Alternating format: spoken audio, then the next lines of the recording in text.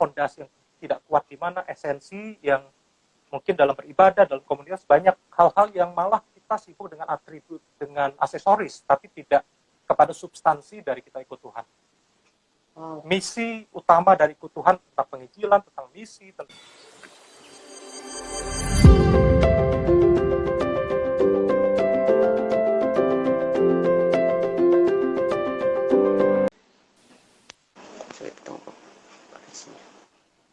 Hi, Pastor. Hi, Daniel. How are you, Pastor? I'm fine. How are you doing? Thank you. Thank you so much, Pastor. It's such an honor and it's such a blessing for us to have you in this talk show. And thank you buat waktunya dan kesediaannya. So, belakangan hari ini sedang sibuk apa, Pastor? Pas seminggu ini lagi ikut seminar itu ya, conference yang ada di Singapura itu, Eagle Leadership Conference, dari hari Senin sampai Sabtu kemarin. Jadi ya 5 hari 6 hari belajar,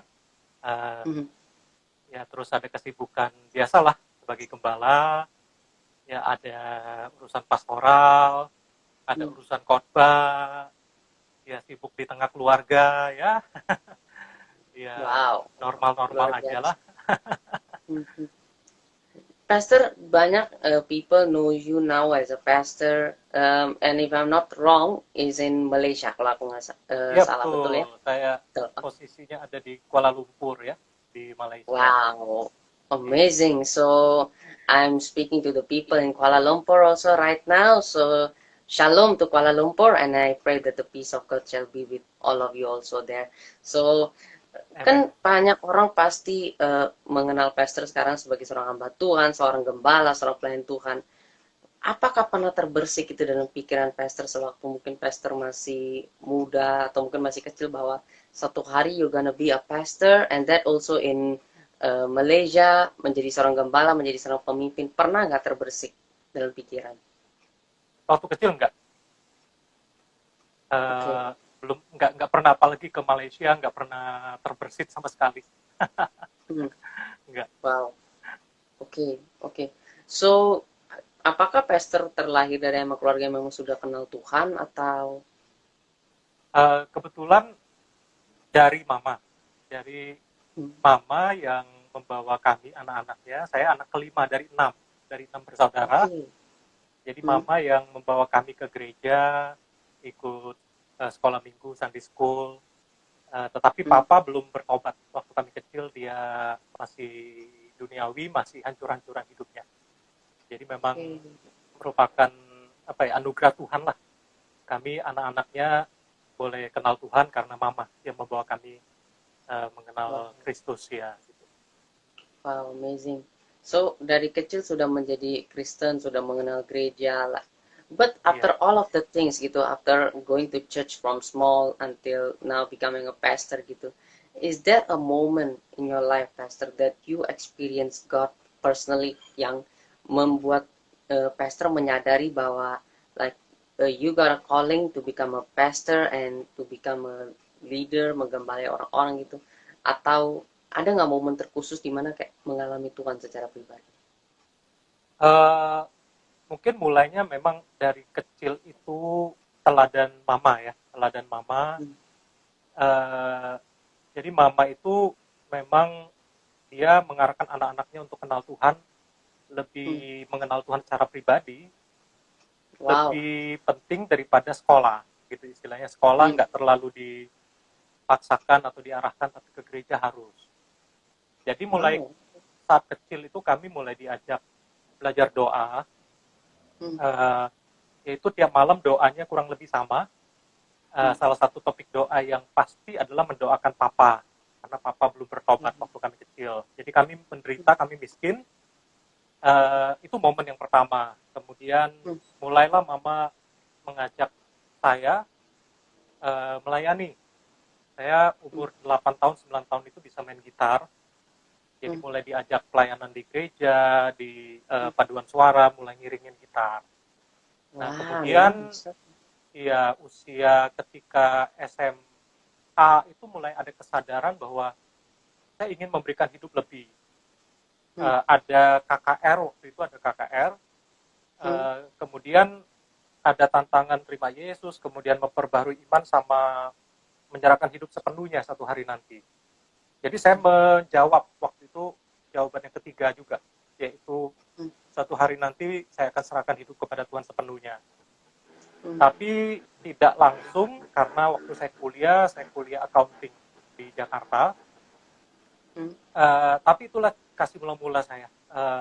Jadi momen-momen itu dari kecil, kemudian waktu SMA menyerahkan diri, tapi tidak tahu jalannya seperti apa, cuma pernah menyerahkan diri, Tuhan pakai hidupku satu hari nanti, mungkin engkau mau memakai hidupku sepenuhnya, aku siap. Kemudian waktu mulai kuliah, nah itu kasih mula-mula itu semakin berkobar-kobar. Itu sih kalau dibilang momen-momen yang sangat berkesan, sangat besar dampaknya buat hidup saya. Gitu. Amazing. Wow. Yeah. Pastor mengalami sebuah kesusahan, kayak Pastor sempat bilang mengalami kesulitan ekonomi, kemudian kesulitan dalam keluarga. Aku sangat yakin dan tahu bahwa mempunyai kedua orang tua yang mungkin berbeda agama pada waktu itu pastilah bukan sebuah hal yang enak, pastilah bukan sebuah hal yang aman. Tetapi melampaui itu semua, apa yang membuat Pastor ketika SMA bukannya malah menjadi pribadi yang ya bisa dibilang mungkin anak-anak seperti pada umumnya, anak-anak yang mungkin duniawi, tetapi malah menjadikan Pastor mau meresponi panggilan Tuhan, terlepas dari mama Pastor yang mengajak untuk berdoa dan lain sebagainya. Nah, sepertinya saya merasa ini anugerah Tuhan ya buat saya. Itu dari kecil udah komitmen sama Tuhan. Jadi tidak ada yang menyuruh untuk doa, tidak ada yang menyuruh baca Alkitab, memang dari kecil sudah rindu aja mengejar Tuhan, mengenal Kristus secara pribadi, dan itu yang membuat saya apapun yang terjadi sepertinya tidak ada kepikiran untuk tidak melayani Yesus, tidak ada kepikiran untuk apapun masalahnya menjauh dari Tuhan, tidak pernah ada rasa menyalahkan Tuhan atau kecewa. Jadi saya merasa itu anugerah Tuhan mungkin ya buat saya secara khusus ya. Walaupun miskin, walaupun susah, papa belum bertobat, tapi tidak menggoyahkan pengenalan saya akan Yesus. Jadi saya pisahkan aja. Oh, hidup susah, oh papa belum bertobat, tapi Yesus baik, saya mau melayani, saya mau bertumbuh. Jadi artinya hal-hal yang terjadi itu tidak mempengaruhi iman saya kepada Kristus ya. Walaupun mempengaruhi secara ekonomi, masa depan, dengan kesulitan ekonomi dan rasanya visi ke depan atau masa depan itu masih gelap waktu itu, karena ekonomi kan menentukan ya, maksudnya nanti mau sekolah di mana, besarnya gimana, hidupnya susah, apakah akan miskin, akan selama-lamanya hidup miskin ya sampai mati dan sebagainya. Hal-hal itu memang terpikir, tapi mengenai melayani Yesus, ikut Yesus itu tidak goyah. Saya dari kecil merasa sudah pilihan saya sudah tidak tergoyahkan lah ikut Yesus gitu. Itu iman yang saya rasa itu pekerjaan Roh Kudus ya dalam diri saya, seperti itu. Wow, amazing, luar biasa. Pastor mengakhiri segala semua itu, kemudian sampai kuliah dan sampai ke satu titik di mana mendapatkan panggilan untuk membuat gereja Tuhan di luar negeri, di luar Indonesia, di Malaysia. Nah, apa yang membuat Pastor benar-benar yakin pada saat itu bahwa you got a calling to build a church in Malaysia, bukannya di Indonesia tetapi harus keluar dari Indonesia dan melangkah ke Malaysia? Iya, itu panjang ceritanya. Sebetulnya tidak pernah terpikir di Malaysia, cuma memang jadi sejarahnya saya mundur sedikit, tahun 96 itu saya menyerahkan hidup sepenuhnya untuk full time di sebuah gereja di Jakarta. Kemudian dari Jakarta saya diutus ke Medan, Sumatera Utara. Kemudian diutus ke Tebing Tinggi, 1,5 jam dari Medan. Nah, kemudian senior pastor saya waktu itu menawarkan mau nggak pergi ke Malaysia karena ada kebutuhan untuk melayani anak-anak muda. Anak-anak muda tahun, kalau Daniel tahu kejadian itu riot itu kerusuhan besar di Indonesia Mm-mm. tahun 98. Yeah, I know. I know. Jadi saat itulah mulai banyak anak-anak muda yang dikirim orang tuanya ke luar negeri, salah satunya ke Kuala Lumpur, Malaysia. Makanya I kemudian see. saya dicobakan untuk melayani anak-anak muda di luar negeri. Jadi bukan saya yang merintis awal, tetapi sebenarnya saya taat mengikuti arahan dari gembala senior saat itu. Nah, jadi akhirnya dicoba dan berlanjut, ya ternyata sampai hari ini. Tapi itu sejarahnya ada ya, kenapa organisasinya Yes. kemudian berubah, itu adalah tentang sejarah organisasi. Yeah, yeah, yeah. Ya, Wow, that's amazing. I think we can give a lot mighty hand of praise ya, sebuah karya yang ya, luar biasa yang Tuhan buat betul. sehingga selama 21 tahun Iya, ya 21 tahun. 21 tahun Tuhan bisa membuat gerejanya berdiri tegak di Ya, Malaysia untuk memuliakan nama Dia, dan I believe menggembalakan sebuah umat Tuhan gak usah di Malaysia, di Indonesia saja pasti bukan sebuah hal yang gampang, bukan sebuah hal yang iya, mudah. Pasti iya, akan ada suka betul. duka tersendiri yang Pastor alami selama 21 tahun ini. Nah, boleh mungkin Pastor bagikan sedikit apa saja yang Pastor alami selama memimpin umat Tuhan dari tahun 98 sampai pada detik ini. Iya, saya mulai menetap di Malaysia itu berarti tahun 2000 itu sudah mulai, tapi Hmm, 2001 lah baru benar-benar saya dengan istri oke. benar-benar menetap di Malaysia tahun 2001 awal, ya. Wow, Eh, oke. jadi pergumulannya memang banyak karena melayani anak-anak muda sebetulnya, yaitu Ya. mahasiswa Indonesia yang kuliah di Kuala Lumpur dan sekitarnya. Hmm, Eh, tantangannya adalah gereja itu sulit untuk bisa mapan karena anak-anak mudanya come and go. Mereka datang kuliah 2-3 tahun, kemudian tamat mereka pergi lagi. Ya, jadi harus memulai lagi menjangkau jiwa baru anak-anak muda yang wow. terus-menerus. Itu cukup tantangan dari sisi gereja, tidak akan pernah bisa stabil atau kuat karena memang jemaat yang dibangun itu come and go gitu ya. Jadi Kemenko, ya, memulai ya. lagi yang baru. Hmm, Kemudian tantangan berikutnya yang kedua yang paling berat yang tidak mudah adalah masalah izin atau visa. Itu yang membuat gereja Indonesia sulit sekali untuk bisa bertahan di Malaysia. Jadi izin tinggal, masa depan gereja, prospek kalau kita ngomong ya, hmm, sustainability-nya gereja akan bertahan berapa lama itu tidak ada yang apa ya, orang harus mikir 2 kali, 3 kali, 4 kali untuk bisa bertahan melayani di tempat di Kuala Lumpur ini. Karena berbeda dengan negara Singapura, Australia atau Amerika, Europe, itu mereka lebih stabil dalam arti izin bisa dapat, kemudian orang-orang yang dapat PR, permanent resident, jemaatnya lebih permanen oke, dibandingkan oke. dengan KL ini seperti transit jemaatnya. Jadi come and go, Hmm, come and go, come and go. Jadi itu yang membuat kita tidak bisa memikirkan masa depan karena izin tinggal itu tidak dapat ya, tidak ada izin bergereja dan sebagainya. Karena ini Malaysia. Gitu. Ya, ada banyak itu tantangannya dari sisi keuangan, dari sisi manpower, dari sisi kepastian masa depan, dari sisi hmm. transisi perubahan politik dan sebagainya. Itu yang kalau boleh disusun ya, di list down itu sangat banyak sekali kesulitan Wow. dan PR yang harus dihadapi.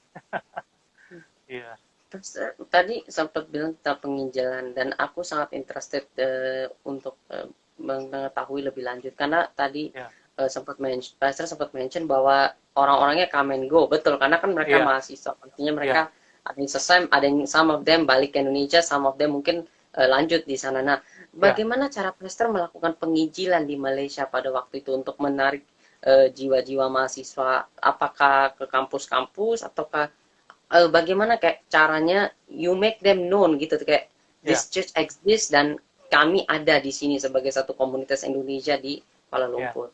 iya. Eh, yang pertama saya jemput bola. Saya Hmm, kebetulan ini panjang sejarahnya, tetapi ketika saya memulai pelayanan di Kuala Lumpur, sebenarnya saya nggak dikenal siapa-siapa. Tapi ternyata apa yang saya lakukan buat anak-anak muda itu berdampak dalam hidup mereka. Kan banyak yang hmm, pulang akhirnya, pulang ke Indonesia dan betul, sebagainya. Mereka betul. membawa perubahan itu buat orang tua dan pendeta mereka. Wow, Jadi, nah saya amazing. mulai dikenal, mulai dihubungi. Hmm. Saya dapat kesempatan khotbah di berbagai tempat di Indonesia dan saya selalu memperkenalkan, oh saya Edi Chang, gereja FGCC, dan saya menggembalakan anak-anak muda, mahasiswa. Mari Bapak Ibu kalau kirim anak-anaknya ke Malaysia boleh kami bantu untuk berjemaat, berkomunitas, dibangun dan sebagainya. Jadi saya dikenal, kemudian mendapat banyak rekomendasi dari hamba-hamba Tuhan. Kalau ada Hmm. ke Malaysia cari Edi Chang, cari Edi Chang, cari Edi Chang. Jadi Nice, nice, nice. kadang-kadang ada satu orang tua anaknya mau disekolahkan ke KL, mereka nanya beberapa pendeta. Ternyata pendeta-pendeta itu cukup besar, pendeta-pendeta yang kalau saya sebutin banyak yang tahu nama-nama pendeta itu refer ke Edi Chang. Jadi itu satu. Jadi memang mereka datang ke Malaysia sudah dapat informasi tentang saya. Kedua, yang tidak tahu kami ada tim yang tim kampus yang mereka list down ada intake baru di certain campus gitu ya, let's say Monash gitu ya. Tim yaitu volunteer di tempat saya, anak-anak muda yang sudah berjemaat di tempat saya mempersiapkan diri untuk menjangkau mahasiswa baru yang akan datang dalam intake tertentu. Jadi mereka buat acara macam-macam. Mereka bagikan brosur, ajak event tertentu, ajak makan kah, mereka ajak misalnya nemenin belanja, mereka ajak misalnya ada acara Valentine atau apa, dibikin lah acara-acara spesial. Jadi setiap kampus mereka sudah mempersiapkan tim, mereka sudah mempersiapkan acara yang spesifik sesuai dengan kondisi kampus masing-masing. Kadang-kadang mereka sudah mempersiapkan dana, yaitu mereka nabung dan mereka dari uang mereka sendiri membuat acara itu, misalnya ayo kita kumpulkan uang untuk membeli makanan atau snack gitu ya. Jadi ketika ada mahasiswa baru dibikin acara, dapat makan, jadi lebih bangun relationship dan sebagainya. Jadi itu yang bergulir terus. Jadi bukan saya lagi yang menjangkau, tapi dari senior yaitu jemaat kami menjangkau adik-adiknya di setiap kampus. Karena mereka ini yang bisa masuk kampus karena mereka adalah memang kuliah di kampus itu. Jadi volunteer ini yang kuliah di let's say di Monash, nah mereka inilah yang menjangkau adik-adiknya yang baru kuliah di Monash. Nah, kurang lebih seperti itu yang kami lakukan. Wow, amazing. Ya. Aku sangat yakin ketika pastor mengizinkan anak-anak yang volunteer itu menjangkau jiwa-jiwanya di kampus-kampus, jiwa-jiwa anak-anak baru yang baru bergabung di kuliah tersebut, pasti ada satu-satu pesan tertentu yang mungkin pastor sudah ajarkan kepada mereka bahwa tentang penjangkauan jiwa. Karena kalau kita lihat di Indonesia saja, pastor, seperti kita kalau lihat mungkin di komunitas atau mungkin di gereja-gereja Tuhan, banyak sekali gereja-gereja Tuhan yang mungkin menyuruh anak-anak mudanya untuk membawa jiwa-jiwa, tetapi mereka tidak lakukan. Apalagi kalau misalnya seperti pastor ceritakan tadi, mengajak ke mall, mungkin berdiskusi dan lain sebagainya, seperti itu saja. Kalau di Indonesia masih dapat dihitung oleh jari, tidak banyak, paling hanya segelintir saja, paling hanya 2 sampai 3 orang, tidak lebih. Nah, tapi bagaimana pastor bisa sampai membuat mereka benar-benar yakin untuk mau melakukan penuaian atau menginjili orang-orang sampai mau bergabung dengan komunitas ini, dengan gereja ini. Apa yang pastor sampaikan ke mereka sehingga they are interested gitu to do such things gitu. Nah, simple sebetulnya, cara sederhana begini, biasanya saya bagikan ya nilai-nilai ya. Nomor satu, bahwa setiap orang kan perlu Kristus, perlu Tuhan dalam hidupnya. Nah, apalagi orang-orang ini, anak-anak baru yang baru datang ke negara orang, mereka kan masa-masa transisi. Mereka pasti perlu apa ya, mereka jauh dari orang tua di tempat yang baru, berarti mereka perlu paling tidak mereka rindu dapat teman atau teman-teman yang benar yang bisa memperhatikan mereka. Jadi saya tetap ada unsur nomor satu, setiap orang perlu Tuhan, gitu ya. Nomor dua, bahwa setiap orang itu perlu teman, apalagi mereka jauh dari orang tua, mereka pindah ke tempat yang baru, kan kasihan nasibnya. Apalagi kalau bertemu dengan teman-teman yang salah. Nah, kemudian dengan dasar bahwa jiwa baru itu perlu teman, perlu orang yang mengasihi mereka, memperhatikan mereka. Dan saya yakin spirit itu ada karena dulu mereka juga mengalami hal yang sama. Ada orang yang menjangkau, yang memperhatikan mereka. Jadi mereka punya hati juga buat adik-adiknya. Nah, yang ketiga, saya suka sampaikan begini, bahwa kalian mau nggak bahwa movement kegerakan Tuhan itu tetap berjalan. Berarti kalau kalian tidak menjangkau Jawa Baru, nanti ada rantai yang putus. Berarti tidak ada generasi yang hilang nih. Karena ketika kalian tamat, tidak ada adik-adik di bawahmu, berarti nanti generasi berikutnya akan hilang.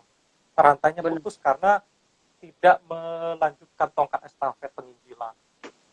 Karena mereka mengerti bahwa di setiap kampus itu ada komsel masih jalan, ada pemimpin yang baru dihasilkan, ada penjangkauan tetap dilakukan. Jadi itu yang membuat mereka juga rindu ya bahwa ketika mereka pergi pun kegerakan dari Tuhan itu bisa berlanjut gitu ya. Jadi beberapa value itu yang saya sampaikan ke mereka.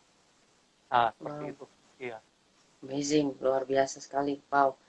Berlanjut dari semua peristiwa itu, Pastor, kemudian kita semua satu dunia kita berada dalam wabah pandemi dan lain sebagainya, sehingga gereja yang tadinya mungkin masih bisa bertemu secara langsung, tatap muka dan sebagainya, semua menjadi serba online. I'm not too sure tentang kondisi di Malaysia saat ini, cuman berapa bulan belakangan ini, bahkan dari tahun lalu, kebanyakan kita semua mengalami hal-hal yang sama seperti ini, mengalami gereja online. Nah, apa yang Pastor lakukan ketika gereja online ini? Apakah merasa ada satu kayak kekurangan atau mungkin seperti penjangkauannya tidak bisa maksimal, atau justru sebaliknya? Sejak tahun lalu pandemik, kami di Malaysia mengalami mulainya itu bulan Maret. Saya masih ingat 15 Maret 2020 itu adalah ibadah yang saya langsung umumkan bahwa kita akan online di gereja. 15 Maret 2020. Dan tanggal 18 Maretnya, 3 hari setelah itu lockdown Malaysia. Nah, jadi sebelum lockdown itu ada banyak sekali mahasiswa, anak-anak muda kita yang diminta pulang oleh orang tuanya. Karena lockdown kan, jadi sebelum tanggal 18 lockdown, total lockdown di Malaysia. Bulan Maret, 18 Maret 2020. Jadi pulang, dan itu mereka berpikir bahwa beberapa bulan kemudian mereka akan kembali ke Malaysia. Ternyata lockdownnya 18 bulan. Jadi kami di Malaysia itu mengalami belum pernah normal. Jadi belum pernah ibadah onsite. Setelah dari bulan Maret, tanggal 15 Maret 2020 sampai sekarang masih online. Nah, jadi ini merubah FGCC cukup menghadapi situasi yang berbeda sudah. Karena tidak ada lagi mahasiswa baru yang datang secara fisikal, mereka ada yang kuliah di Malaysia tapi online dari Indonesia. Iya, betul. Ya. Nah, jadi ternyata kondisi seperti ini ya, ini di luar kontrol saya, di luar kontrol teman-teman. Jadi kami bisa buat, puji Tuhan masih ada komsel. Komsel itu yang kami lakukan. Jadi mengapa FGCC ini ada? Karena ada komunitas. Jadi kami kuat di komunitas. Itu yang menjaga sampai hari ini ketika tidak ada ibadah online pun, ya komunitasnya masih bisa jalan. Cuma memang karena anak-anak mudanya banyak yang sudah balik ke Indonesia, mereka akhirnya karena sudah lama dan akhirnya memutuskan untuk tidak kembali lagi ke Malaysia. Dan mereka diarahkan untuk bergabung dengan gereja lokal. Jadi kami harus katakan bahwa jemaat youth-nya itu memang makin merosot karena pada tamat dan pada balik ke Indonesia, sedangkan tidak ada jiwa baru yang datang. Tapi dalam 20 tahun sebelumnya, itu selalu ada yang tamat, ada yang datang, kami jangkau lagi. Jadi di masa pandemik ini, kami mesin atau menjangkau jiwa baru secara fisikal itu tidak terjadi. Paling ada beberapa aja yang bergabung, tapi 1, 2 gitu yang datang. Tapi bersyukurnya begini Daniel, bahwa pelayanan kami Tuhan berkati dan Tuhan percayakan bukan hanya melayani mahasiswa. Terjadi pertumbuhan, ada jemaat yang profesional dan family makin banyak, bahkan jemaat lokal juga terjangkau, dan juga pelayanan Sunday School kami, pelayanan anaknya jalan, dan juga family growing. Jadi ketika anak mudanya merosot, tapi puji Tuhan masih ada pelayanan untuk profesional muda, yang profesional, yang adult, dengan family-nya growing. Nah, jadi tetap bisa jalan. Walaupun anak mudanya ya kami masih berdoa dan menanti lah, berharap mungkin tahun depan ya bisa bounce back, bisa kembali lagi kami jangkau mereka. Itu sih kondisi yang ada. Kami terkena Wow. imbasnya sangat besar di Ya. Kuala Lumpur. Iya, Wow, amazing, luar biasa. Biar bagaimanapun tetap masih ada yang bisa dijangkau, meskipun iya tinggal masih anak muda, tetap. tetapi ada Iya, jiwa-jiwa yang tetap berharga di mata Tuhan. Wow, amen. luar Iya, biasa. So, iya. so, Pastor, menurut Pastor, how important it is for a Christian untuk mengalami satu maximize atau mengalami satu perluasan ya kalau mungkin dalam bahasa Indonesianya, Mhm. mengalami satu growth gitu di dalam kehidupan, mungkin baik kerohaniannya atau mungkin dalam kehidupan kekristenannya. Iya, ya tentu harus sangat penting ya menurut saya, sangat penting untuk maximizing. Ya kata maximize ini saya renungkan itu verb ya. Jadi memang enlarge, dia menuju potensi yang maksimal gitu ya, yang makin membesar ya. Menurut Hmm. saya penting karena kita kan dipanggil oleh Tuhan untuk memberikan influence ya, berpengaruh. Kita kan Hmm. dipanggil oleh Tuhan untuk berdampak dan berbuah lebat. Jadi Betul. kalau seorang Kristen yang tidak rindu untuk mengalami growth, maximizing, berarti dia bukan orang Kristen yang apa ya, kalau saya bilang yang real, yang true Christian. Kalau true Christian pasti dia rindu memberikan dampak dan buah yang lebih besar ya. Hmm. Hmm. Yohanes 15 ayat 8 itu ya, dalam hal inilah Bapakku dipermuliakan kalau engkau berbuah banyak gitu ya. Dan dengan Yes. demikian engkau adalah murid-muridku. Jadi ciri murid Kristus adalah berbuah lebat. Itu memuliakan Bapa Sorgawi. Pasti ada kerinduan untuk kita berdampak, berbuahnya makin banyak. Harus, Hmm. menurut saya, itulah ciri dari true Christian. Betul. Ya, Wow. Oke. Tapi untuk mengalami atau untuk berbuah lebat itu kan pasti bukan sebuah hal yang mudah. ya, Pasti ada satu hal sendiri di dalam diri seseorang yang dia terlebih dahulu harus siap dulu, atau mungkin kalau kita mengibaratkan seperti pohon kan pasti ya, akarnya harus kuat dulu, betul. foundationnya harus kuat dulu, baru buahnya bisa bertumbuh. Nah, apa sih fondasi bagi seorang Kristen yang baik sehingga dia bisa mengalami maximizing itu di dalam kehidupannya, bisa berbuah, bisa menjadi Hmm. dampak? Saya rasa fondasi utamanya adalah pengenalan akan Kristus itu penting ya. Jadi saya rasa begini, kalau orang dekat dengan sumber gitu, hati Tuhan kan dia katakan bahwa dia rindu bahwa setiap orang diselamatkan. Dia tidak mau ada orang yang tidak diselamatkan. Itu kan hati Tuhan. Dia Betul. mengasihi manusia dan untuk itulah Yesus mau mati di kayu salib kan, untuk bukan gak ada kerjaan, bukan untuk iseng, tapi mau Hmm. menyelamatkan manusia yang berdosa gitu ya. Jadi menurut saya kalau bicara maximizing ini memang, kalau saya melihatnya memang bukan hanya bicara rohani ya, tapi dampak Yes. maximizing ini di keluarga, di dunia kerja, di kampus, itu ingin Betul. kehidupannya jadi berkat dan berdampak bagi banyak orang. Matius 5 ayat 16 itu ya, Hmm. bahwa kita ini adalah terang dunia ya, biarlah orang lain Yes. melihat perbuatan kita yang baik dan orang bisa memuliakan Bapa Sorgawi.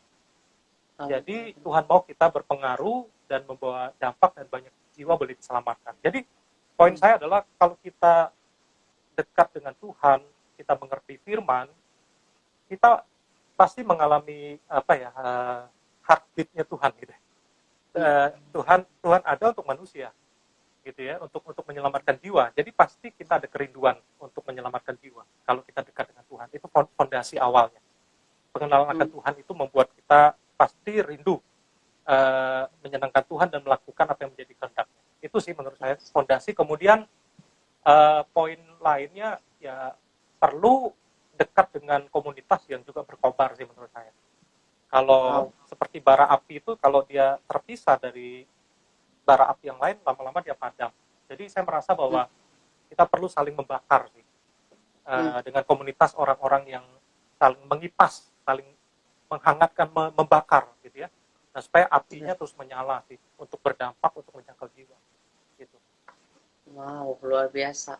Pastor, kalau kita berbicara tentang komunitas yang dapat membakar mungkin Hmm, anak-anak mudanya atau siapapun yang di ya, dalamnya, apapun umurnya, untuk menjadi dampak. Nah, bukankah hari-hari belakangan ini terutama semenjak pandemi, aku nggak tahu apa mungkin terjadi juga di gereja pastor, tapi seringkali banyak sekali komunitas yang menjadi kalau bisa saya katakan mati mendadak. Jadi Iya, tiba-tiba terhenti, seluruh iya. aktivitasnya terhenti. Mungkin sempat coba online beberapa kali, tapi Ah, mungkin karena respons dari anggotanya kurang baik sehingga yang menjadi leaders-leadersnya pun menjadi seperti burnout dan mereka sendiri seperti menyerah sehingga semua komunitas itu menjadi berhenti begitu saja. Nah, ada banyak sekali peristiwa yang terjadi seperti ini di Indonesia, kalau bisa iya, saya katakan ya, iya. tentang komunitas-komunitas yang tiba-tiba terhenti. Nah, kalau peristiwanya seperti ini, Pastor, maka apa yang salah gitu menurut Pastor? Apakah mungkin leadersnya Hmm, ataukah seperti apa? Karena siapa tahu dengan kita sedang berbicara pada malam hari ini, mungkin ada seorang pemimpin atau siapapun itu yang mungkin sedang mengalami komunitasnya juga sedang berkurang seperti ini dan mungkin dia dan teman-temannya mungkin sedang burn out juga. Nah, jadi mungkin pastor can give some advice gitu, apa yang bisa dilakukan sehingga ya iya. jangan sampai berhenti total gitu. Eh, ada beberapa sih. Ini mungkin pengalaman saya juga yang saya Yes. sedang pikirkan gitu ya. Mm-mm. Kenapa ada komunitas yang berhenti gitu ya sampai sampai kemudian mati pelan-pelan gitu ya? Ya. Eh, menurut saya nomor satu itu kita harus punya mindset sih ya, yang benar ya. Mm. Mindset yang Mm. benar, terutama begini, poin saya ini bahwa ada orang-orang yang mengatasnamakan pandemik lah, oh lagi semuanya Ya. lagi gara-gara online lah, jadi memang apa Mm-mm. ya, dia mengikuti tren atau mindset Ya. yang terjadi saat ini trennya. Ya Mm-mm. menurut saya eh, poin tentang apa ya mengapa sih Tuhan izinkan terjadi pandemik itu pertanyaan yang penting menurut saya. Ya. Ya. Bukankah di saat pandemik ini cara pandang kita melihat pandemik ini sebagai masalah atau ada opportunity di balik itu? Kalau Wow. kita melihat sebagai masalah dan banyak orang yang menjadi down, menjadi orang yang burnout, apakah kita jadi ikut-ikutan? Tapi apakah kita melihat ini sebagai opportunity bahwa oh ada banyak peluang Tuhan izinkan gitu ya pandemik ini terjadi sebenarnya menurut saya justru kalau saya melihat ya banyak pelajaran tentang pandemik tapi salah satunya adalah Tuhan izinkan ini seperti terjadi lockdown ya. Ini Mm-mm. sepertinya terjadi Tuhan hentikan hal yang normal dulunya kesibukan-kesibukan itu mengembalikan kita kepada esensi sebetulnya. Itu yang saya tangkap. Wow. Mengembalikan kepada esensi apa itu arti ikut Tuhan. Mengembalikan esensi sebenarnya apakah ada yang salah dalam kekristenan kita, dalam kita bergereja, dalam kita memandang Tuhan. Ini saya kasih contoh ya Daniel supaya gampang. Yes, please. Kalau ada binatang yang bernama kucing gitu ya. Mm-mm. Kalau kita potong ekornya, apakah dia masih Mm-mm. tetap disebut kucing? Ekornya dipotong. Mungkin masih. Masih ya? Masih. Oke, kita lihat gereja sekarang. Mm. Hal apa yang diangkat dari gereja tapi tetap disebut tetap gerejanya tetap jalan? Saya Mm. kasih gambaran. Kalau musiknya diangkat, bandnya diangkat, apakah masih disebut gereja? Tanpa ada Iya, band, tanpa ada musik. tetaplah. Tetap kan? Karena Tetap, bukan tetap. esensi kan? Ya, Kalau gedung tidak ada, apakah masih tetap bisa gereja? masih. Masih kan? Jadi Masih. tanpa ada sound system, tanpa ada kursi. Tapi kalau gereja tanpa ada fellowship, tanpa ada community, tanpa ada tidak tidak ada lagi relationship satu dengan yang lain, tidak ada community, tidak ada fellowship. Apakah masih bisa disebut gereja? Tidak. Berarti itu esensinya kan, ada pengajaran Tuhan, ada Kristus hadir, kemudian ada fellowship tetap jalan walaupun secara online, tapi tetap engage satu dengan yang lain. Musik, gedung bisa diangkat. Jadi menurut saya Tuhan izinkan. Ini kembali kepada esensi. Terus misalnya pertanyaan berikutnya, kenapa orang burn out? Jangan-jangan ada yang salah, ada mungkin kecewa atau kesibukanmu tidak menentu sehingga engkau tidak kembali kepada maksudnya Tuhan. Karena begini, kalau saya percaya ya ikut Tuhan itu pasti ada joy-nya. Orang burn out kan sudah kehilangan joy, tidak ada sukacita. Sedangkan sukacita adalah buah roh. Nah, berarti betul. kehilangan joy berarti kan ada yang kamu lakukan sudah tidak seimbangkah, kamu sudah terlalu sibuk sehingga tidak ada waktu untuk menjadi seperti Maria, duduk di bawah kaki Tuhan, tidak mengalami sela, retreat di bawah Yes. kaki Tuhan, disegarkan. Banyak contoh di Alkitab orang burnout. Elia misalkan, Nabi Elia. Kurang rohani apa dia? Tapi bisa mengalami burnout karena waktu diintimidasi oleh Isabel, nah dia lupa bahwa dia ada Tuhan yang beserta dia. Dia keletihan, dia bahkan merasa tidak ada seorang pun yang peduli dengan saya. Hanya saya satu-satunya yang masih bertahan. Padahal masih banyak, ada ribuan nabi-nabi yang masih bertahan saat itu. Jadi menurut saya itu mindset itu penting. Jadi nomor satu menurut saya mindset penting. Nomor dua kita perlu mengalami recover dari Tuhan. Jadi kebetulan tema di tempat kami pit stop di bulan ini, pit stop. Jadi Nice. jangan sampai ketika Formula One ya pembalap itu mereka balapan tidak pernah ada pit stop, tidak pernah ada sela.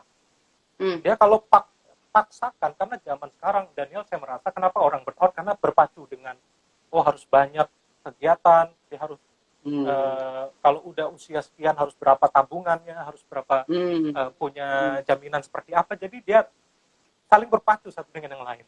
Jadi Betul. menyebabkan akhirnya dia nggak ada waktu untuk bisa mengalami recover gitu ya. Jadi mungkin saya simpulkan sederhana karena pertanyaan ini cukup jawabannya panjang ini. Jadi perlu harus reframe ya, harus reframe mindset kita. Apa sih yang Tuhan maksudkan melalui pandemik ini, masa-masa ini. Misalnya kita jadi lebih mengenal Tuhan, lebih kembali kepada esensi. Masa-masa seperti ini untuk sebagai amplifier sebetulnya ya, menunjukkan siapa diri kita, reveal. Sebenarnya kita ini ada keretakan di mana, ada masalah di mana, fondasi yang tidak kuat di mana, esensi yang mungkin dalam beribadah, dalam komunitas banyak hal-hal yang malah kita sibuk dengan atribut, dengan aksesoris, tapi tidak kepada substansi dari kita ikut Tuhan. Misi utama dari ikut Tuhan tentang penginjilan, tentang misi, tentang pengajaran, tentang bertumbuh, tentang discipleship, hal-hal seperti itu yang nggak boleh hilang. Tapi yang tadi musiknya lah, gayanya lah, itu medianya lah, mungkin itu hanya metode. Jadi mission is the same, but the method can be changed atau memang disesuaikan dan sebagainya. Jadi kemudian menurut saya perlu recover sih. Banyak recovery itu penting menurut saya. Jadi reframe, kemudian recovery. Jadi mari masa-masa ini kita juga mengalami kesembuhan dan pemulihan sih. Karena memang jujur Daniel banyak yang capek kan, banyak yang letih karena jadi mesti menemukan sih cara-cara bagaimana mengalami pemulihan itu ya. Nah ini kita nggak bahas hari ini karena bisa panjang. Yang ketiga, temukan kembali reinvent, kalau boleh saya sebut. Jadi reframe, kemudian perlu recover, dan kemudian reinvent. Apa sih senjata-senjata yang jangan-jangan hari-hari ini Tuhan ingatkan, apa sih yang menjadi kekuatan yang Tuhan berikan kepada kita, apa sih yang menjadi panggilannya, apa sih yang menjadi keunikan kita, apa sih identity kita, apa sih talent kita yang utama. Jadi masa-masa ini sebenarnya masa-masa kita untuk berbenah dan juga upgrade. Ya. Dan kalau kita dulu sibuk dengan aktivitas, kita nggak berbenah. Jadi ternyata waktu kita berbenah, kita menemukan, ternyata ada emas di sini, ternyata ada buku yang bagus di sini, kita menemukan banyak senjata-senjata, banyak aset-aset yang kita bisa kembangkan. Ternyata banyak sampah yang kita bisa buang, berbenah kan, bersih-bersih, ini nggak kepake, ini kita harus eliminasi. Jadi masa-masa untuk mempersiapkan diri juga, kita yakin pandemik ini bisa berakhir, walaupun kita nggak tahu persisnya seperti apa, tetapi pasti pandemik ini, pasti Tuhan akan, pasti kita percaya bahwa pandemik ini pasti akan berakhir. Ya? Amin. This too shall pass. Jadi kita harus mempersiapkan diri untuk menyambut new norm, dengan kondisi yang berbeda. Saya yakin sih ada banyak perubahan. Jadi bagi kita yang siap, ya kita seperti Raja Wali, Daniel ya. Sedang dicampur di bulunya, paruhnya sedang diganti paruhnya. Yang telah mereka hasilkan. Seperti contoh kalau seorang leader komsel atau leader komunitas, dia menghitung jemaatnya sedikit kurang, dia sendiri jadi down. Nah, apakah memang sepenting itukah untuk menghitung dampak yang telah kita buat atau buah yang telah kita hasilkan, ataukah we just do it, nggak perlu terlalu dihitung-hitung, atau seperti apa, Pastor? Ya, menurut saya ada baiknya juga melihat ya. Itu kan karena sekali lagi Tuhan kan mencari buah juga ya. Mm-mm. Tuhan mencari hidup kita berbuah dan berdampak. Tetapi poin saya yang namanya pertumbuhan itu, kalau saya lihat di Alkitab ya, Tuhan memberikan Yes. pertumbuhan itu secara organik. Makanya disebut Mm. tanaman, ya pohon, kemudian manusia juga bertumbuhnya alami. Jadi Betul. memang goalnya itu ada pertumbuhan, kemudian ada buah, tetapi yang penting itu makanannya, gitu ya. Wow. Nah, Ya. sibuk dengan kayak saya punya 2 anak gitu ya. Saya nggak Mm-mm. ngukur pertumbuhan mereka tiap hari. Oh, udah berapa senti ya, berapa senti ya. Tapi kadang-kadang saya ukur, oh udah tingginya segini, udah setinggi saya anak saya yang cowok. Mm-mm. Tapi kan saya tidak pusingkan tentang pertumbuhannya. Ternyata dia Iya. karena ada hal yang organik, yang alami, natural terjadi. Tapi yang kami pastikan adalah dia dapat makanan yang bergizi. Kami nggak kalau dia sakit kami cepat kasih obatin supaya dia cepat sembuh gitu ya. Nah, Betul. jadi mungkin statement saya yang penting itu seperti ini. Jadi bagian kita itu loyal to process and commit the result to our Lord. Nah, bagian Yes. kita itu loyal to proses. Bagian kita itu prosesnya. Kasih makan, tanam dia, pupuk dia, ya. Ya. Kemudian hasilnya serahkan kepada Tuhan. Jadi Betul. pada akhirnya kalau saya lihat di Alkitab juga contoh Nabi Nuh ya. Nuh itu dia 120 tahun menginjil, tidak ada yang mau dengar dia Benar. Ya. kecuali istri, anak dan mantunya kan. Tapi Betul. Betul. dia setia melakukan itu. Jadi Tuhan Ya. tidak selalu melihat hasil, tapi Tuhan melihat kesetiaan. Tapi kalau Tuhan berikan ada buahnya, ada dampaknya, itu merupakan hasil dari sebab, yaitu kesetiaan, kita menabur, kita menanam, kita memberi makan yang terbaik. Itu aja bagian kita. Jangan punya mental yang kalah sebelum bertanding.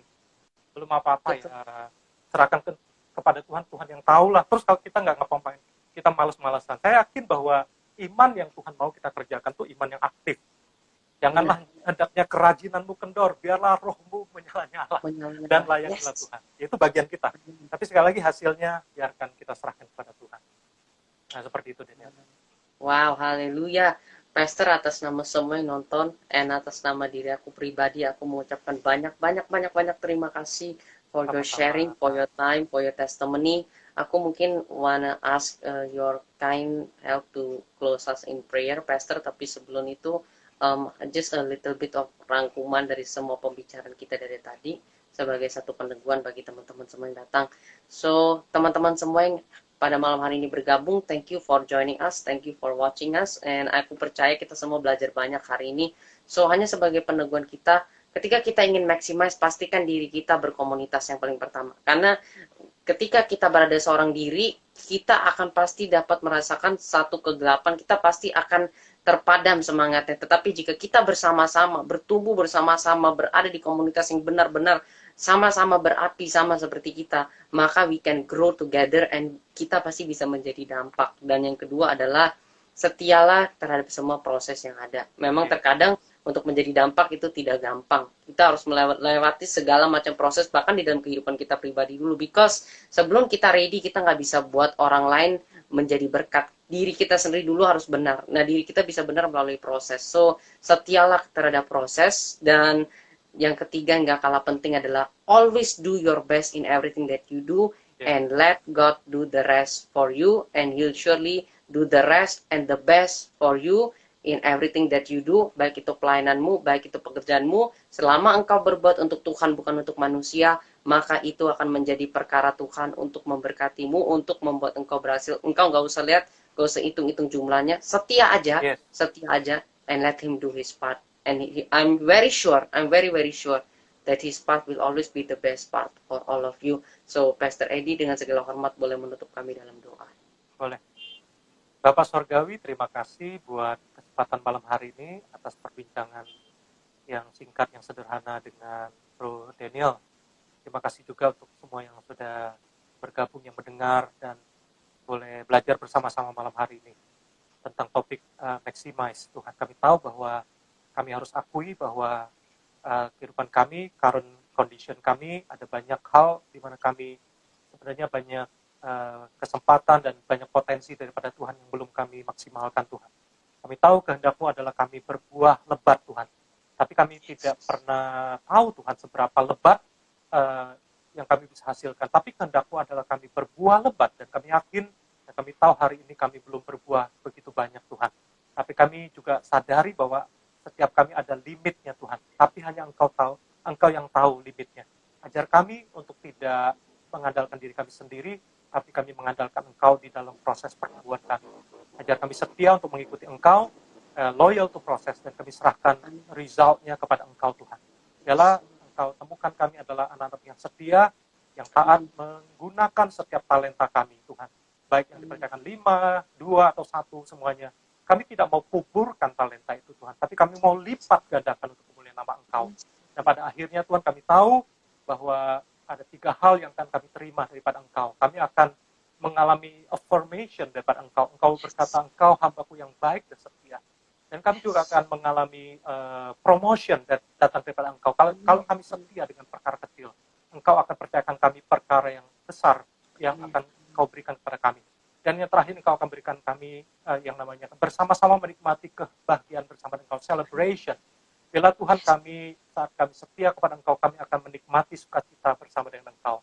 Terima kasih Bapak buat IG Live malam hari ini yang sudah Kau pimpin dari awal hingga akhirnya. Biarlah berkat-Mu dicurahkan buat setiap anak-anak-Mu, apapun yang mereka kerjakan di tengah keluarga, di tengah kampus mereka, di tengah pekerjaan, pelayanan, dan apapun yang mereka kerjakan, dibuat berhasil Tuhan. Aku berdoa, biarlah Tuhan hari-hari ini Tuhan, Engkau ingatkan kami bahwa hidup kami ini sementara di dunia.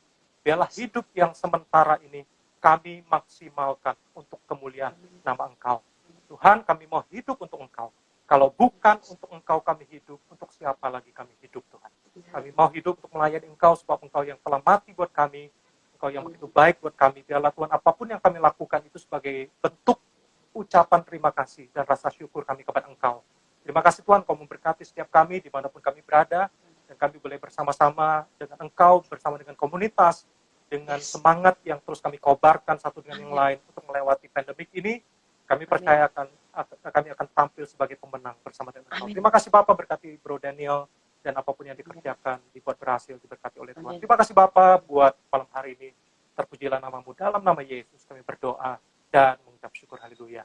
Amin. Tuhan, kami memberkati hamba-Mu, Tuhan, Pastor Edi yang telah melayani kami, Tuhan, biarlah berkat-Mu sempurna, setiap pekerjaannya, pelayanannya, setiap penggembalanya, Tuhan, kami berdoa, kasih karunia-Mu semakin nyata, kemurahan-Mu nyata, berkat-Mu nyata, dan apapun yang dia lakukan, Tuhan, kami berdoa, kiranya Tuhan, dalam keadaan pandemi sekalipun, Tuhan, gereja FGCC semakin dapat bertumbuh, menuai jiwa-jiwa lebih dahsyat lagi untuk kemuliaan nama-Mu, dan kami percaya, kehadiran Pastor Edi beserta dan keluarganya di Malaysia, di Kuala Lumpur, Tuhan, menjadi dampak, menjadi berkat yang semakin dahsyat lagi, Tuhan, semenjak keadaan pandemi ini Tuhan. Dan kami percaya Tuhan, Pastor Edi dan segenap tim yang ada Tuhan Yesus akan comeback lebih stronger lagi Tuhan Yesus setelah pandemi ini Tuhan, dan semakin kuat menjangkau jiwa-jiwa untuk kemuliaan nama-Mu Tuhan. Kami menyerahkan keluarga Pastor Edi semua dan tamu, kami berdoa biarlah perlindungan-Mu, berkat-Mu sempurna seluruhnya atas keluarga Pastor Edi Tuhan. Terima kasih Tuhan, dalam nama-Mu kami berdoa dan mengucap syukur.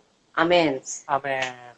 Amin. Thank you Pastor for everything. Bro Daniel. God bless you, Pastor. Thank you, God bless you. Thank you teman-teman semua. Aku Daniel pamit undur diri. I'll be back next Sunday. So stay safe, stay healthy. Good night. God bless you all. Bye-bye. Bye-bye.